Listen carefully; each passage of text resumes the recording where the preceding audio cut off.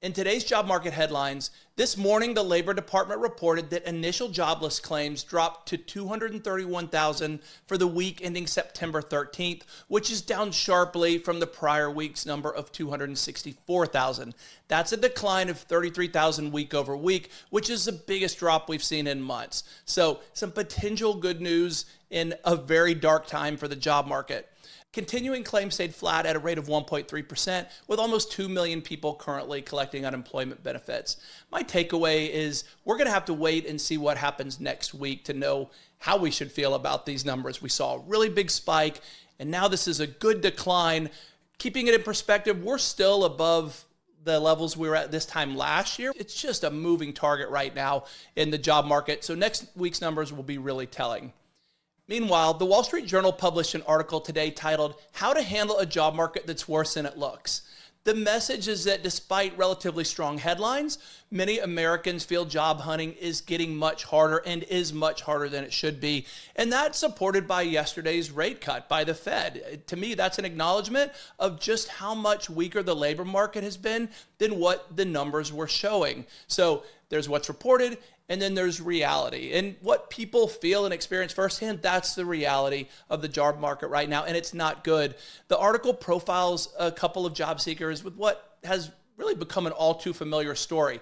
Months without interviews, resume fatigue, just lots of frustration with the lack of success.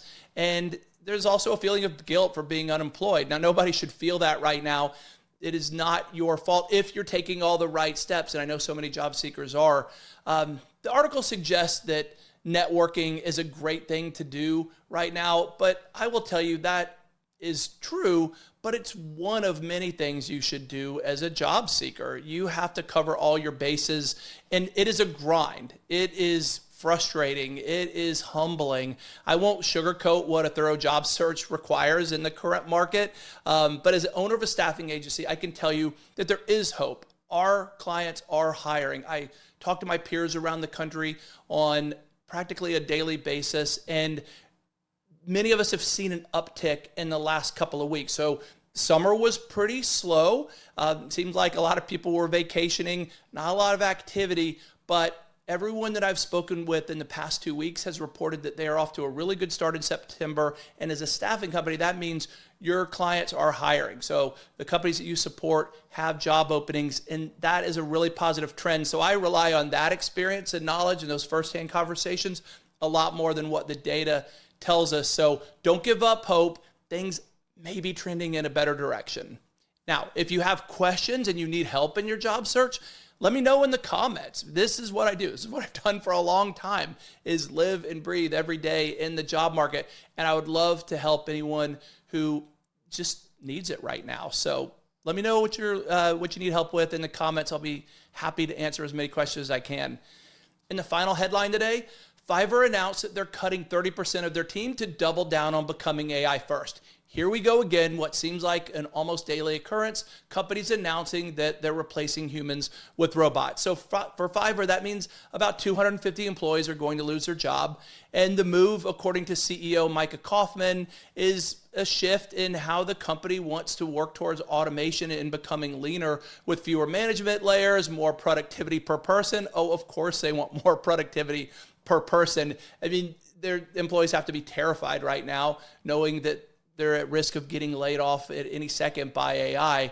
Now, Kaufman said that their plan is to have an AI company first that's leaner, faster, with a modern AI-focused tech infrastructure. Okay, I mean, that makes sense. I get it. But what's gone from a CEO, the CEO of Duolingo, getting blasted for saying that he was going to replace humans with AI agents just a couple of months ago, now these CEOs are coming out and saying it constantly. This is not just a cost-cutting one-off. Fiverr and others are signaling that AI isn't optional anymore. This is not a future thing.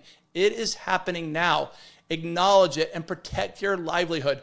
Don't count on anyone else to do it for you. That's my message on this very, very important topic, and I will continue to share it as often as possible every time I see a story like this. And our fun fact for the day, although that last story wasn't very fun, listening to music can make people more productive when doing repetitive work, but it can slow them down when doing cognitive tasks. And that is very consistent with my personal experience. There's certain things I can listen to music and do and feel like I'm productive, but man, there's other things where I just can't focus on that while I'm trying to concentrate on something else. And I see my kids do it all the time. They study listening to music. I don't get it. Maybe young people's brains are more evolved because they've grown up with having technology in their hands almost 24/7. So maybe they can split their thoughts. I can't. But there's your fact for the day. And those are your headlines. Thank you for listening. Please like and subscribe. Share with anyone who you think may be interested. And again, if you have questions about anything I've said or specifically a job search, let me know. I'm happy to help. Talk to you soon.